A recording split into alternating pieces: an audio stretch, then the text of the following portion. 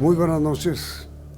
Hay una especie de alarma nacional por el resquebrajamiento que está sufriendo el orden público en el país. Matanzas, asesinatos de líderes sociales, de líderes cívicos, y esto tiene alarmada a la sociedad.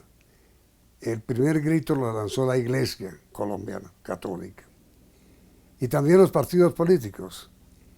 Uno de los hombres más preocupados dirigentes por la situación es el jefe del Partido Liberal, el expresidente César Gaviria. ¿Cómo observa usted la situación en general del país en materia de orden público, expresidente? Buenas noches. Bueno, hay diversos aspectos. Hay uno que me preocupa mucho y que yo creo que es el origen de la mayor parte de los muertos de líderes sociales. No estoy hablando de las masacres. Y es que como quiera que al proceso nunca se vincularon los empresarios, los hacendados, y se quedaron por fuera y se quedaron vivos todos los conflictos rurales que había en Colombia, pues de ahí surgen problemas de esa naturaleza.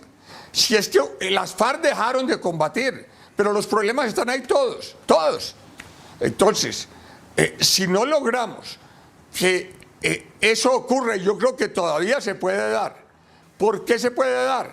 Porque mientras que la justicia ordinaria no acepta la intimidación como algo que exime de responsabilidad, en el acuerdo expresamente se dice que los empresarios o las empresas que hayan sido objeto de intimidación se eximen de responsabilidad.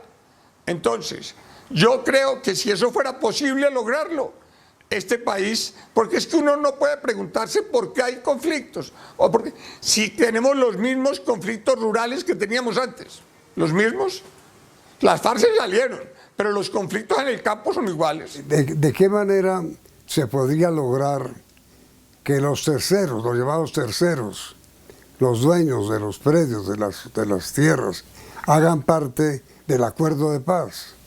Y no, para que pasen a la justicia especial y no a la justicia ordinaria.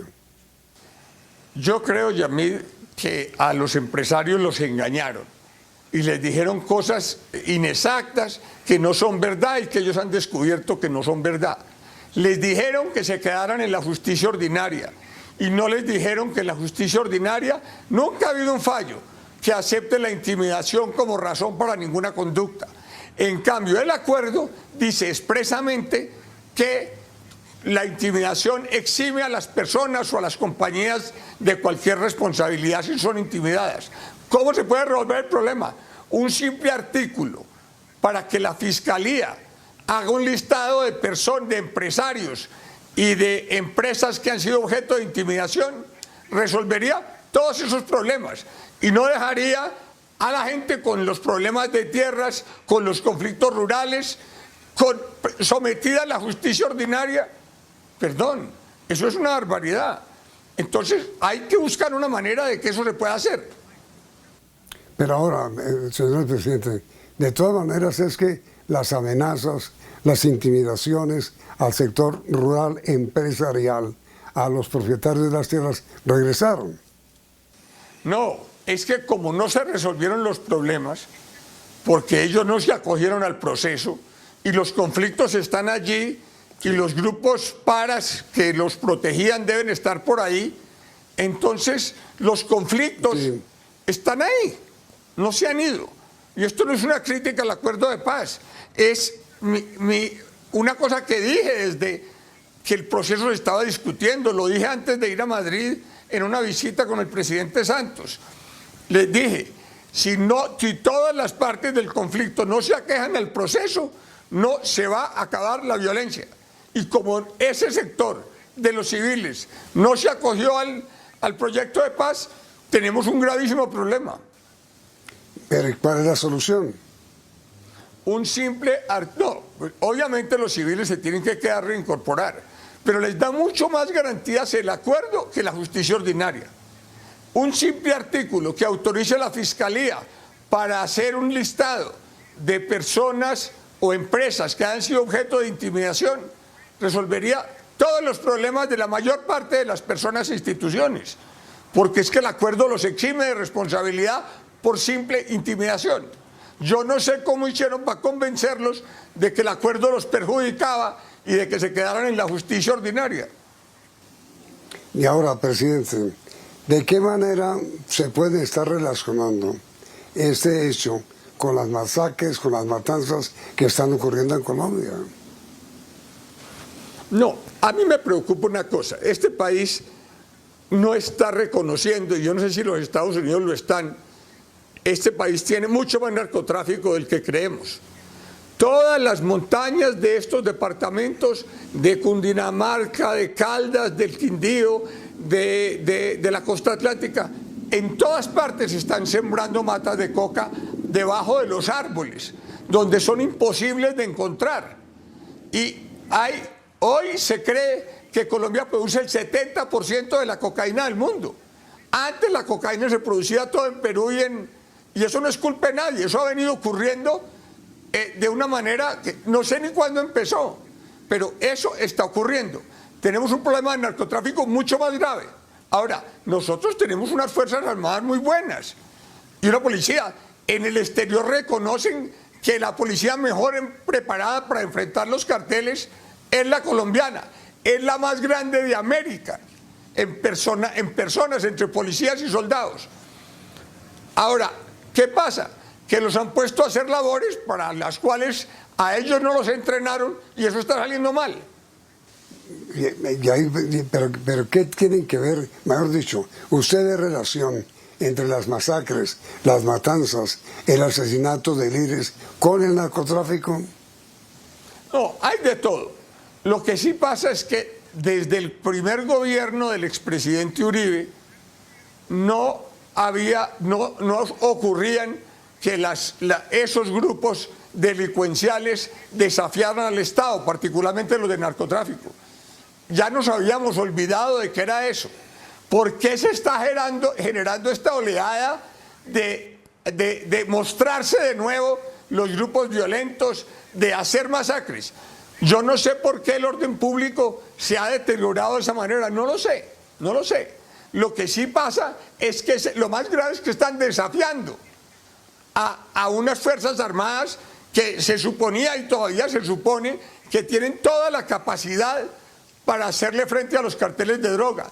De lejos, el principal país del mundo que más hace contra las drogas es Colombia. De lejos.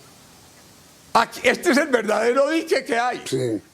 Pero antes producíamos el 20% de la droga y ahora dicen que producimos hasta el 70%.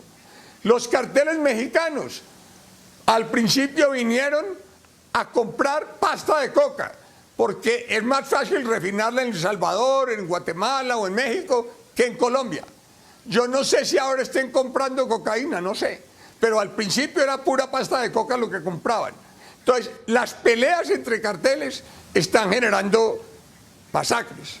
Las peleas entre los dos carteles mexicanos que se están peleando el control del norte de Antioquia y de Córdoba.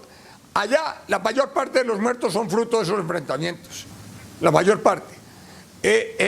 Ahora, hay que encontrarle a cada masacre su explicación, no creo que haya una sola explicación. Lo que es muy impresionante es cómo están desafiando al Estado. Nosotros ya no estábamos acostumbrados a eso, ya eso había desaparecido de la vida colombiana y están volviéndose a mostrar. Esos grupos delictivos están desafiando abiertamente al Estado colombiano y eso es lo más preocupante de todo. Ahora, hay una serie de cosas que está haciendo el gobierno que yo creo que van a contribuir a que haya muchos más muertos de los que hoy tenemos, de los que estamos viendo. El intento claramente inconstitucional en que se metió este gobierno para regresarnos a la época de la prohibición, para poner a los policías a perseguir los jóvenes o en las calles o en la portada, eso es prohibicionismo. Eso es donde el mundo está saliendo. Nosotros hace 25 años no hacíamos eso. Y ahora por cuenta de un artículo del Código de Policía resolvieron que sí, que vamos a regresar al prohibicionismo total. Mire, eso es tan grave como lo siguiente. Hoy en Brasil hay más muertos por 100.000 habitantes que en Colombia. ¿Por qué? porque ellos no se han podido salir de la política de consumo del prohibicionismo. Y eso genera grandes mafias, genera muertos. Está equivocado el gobierno tratando de hacer eso. Ese es un ejemplo de lo que está pasando. Eso no debería estar ocurriendo. ¿Y de qué manera enfrentarlo? Hay que encontrar en cada región cuál es el problema. Pero si hay uno muy preocupante, que no son solo las masacres, es el desafío a la autoridad. Ya no habíamos vuelto a ver eso. Eso había desaparecido de nuestras preocupaciones. Y no es porque no tengamos fuerzas armadas, no.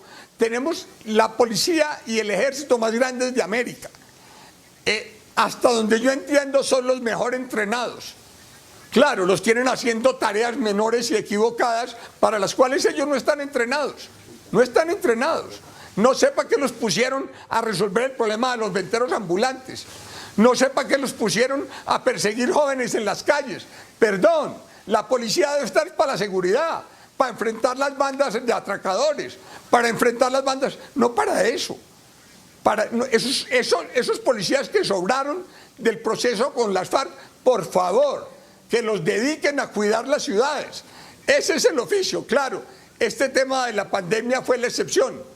Pero quiero decir una cosa, y yo creo que, por ejemplo, de esta mañana es inaceptable esa violencia policial parecida a una que se está dando en Estados Unidos. Eso no lo conocíamos nosotros. Nosotros estamos obligados a empezar a entrenar policías para que sean policías para control político, para control social, para los ciudadanos. Nosotros no tenemos de esa policía. Nosotros tenemos una policía preparada para la guerra. Y eso es lo que saben hacer y lo que les han enseñado. No una policía para controlar manifestaciones o marchas. No, a ellos nadie los preparó para eso. Entonces tenemos que dar el paso de entender que se necesita esa clase de policía. ¿Cómo llegamos allá?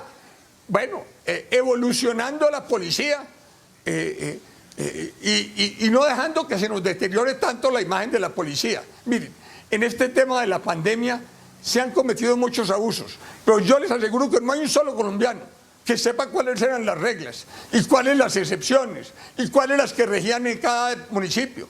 No, eso era una mezcla de decretos y de excepciones inmanejable.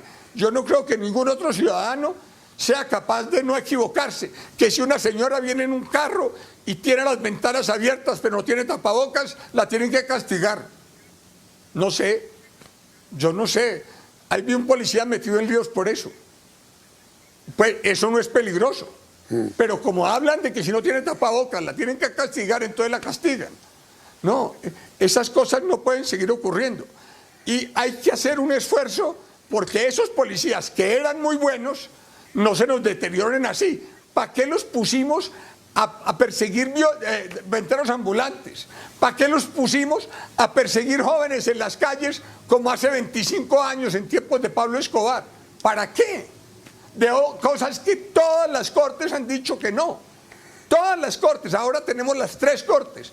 La Corte Constitucional lo ha hecho 2 veces. No, ellos quieren regresar al prohibicionismo, que es la política del gobierno americano, entre otras cosas, porque el gobierno americano se estaba saliendo del prohibicionismo, pero ahora hay un gobierno en Estados Unidos del prohibicionismo, de usar los medios de la fuerza, y eso no contribuye a que el país pueda encontrar caminos menos violentos. Mire, el tema de la minería de oro, ¿qué nos está pasando? Para poder justificar la entrada de un mundo de multinacionales de oro, que es algo que le deja muy poquitico al Estado colombiano, casi nada. Las regalías son muy bajitas y contar esta, pero están volviendo ilegales a todos los que eran artesanales. En Remedios, en Segovia, leí eso haciendo mi tesis. Pero mire, escúcheme, presidente, sobre este tema, es que el tiempo por hoy se nos ha agotado. Yo quisiera invitarlo para que me acepte seguir conversando con usted, señores presidente, sobre este tema del oro, el tema de Santurbán, el tema de Antioquia, el tema de la minería. ¿Me acepta usted? Sí, claro, Yamid. Gracias, muchas gracias. Entonces, mañana nos invitamos a continuar escuchando al expresidente César Gaviria, jefe único del Partido Liberal, sobre este tema, el oro, la explotación del oro en Colombia y lo que eso significa para el futuro del país. Mil gracias por esta noche presente y a ustedes televidentes, igualmente gracias. Y los invitamos a continuar aquí, en Noticentro 1 CM.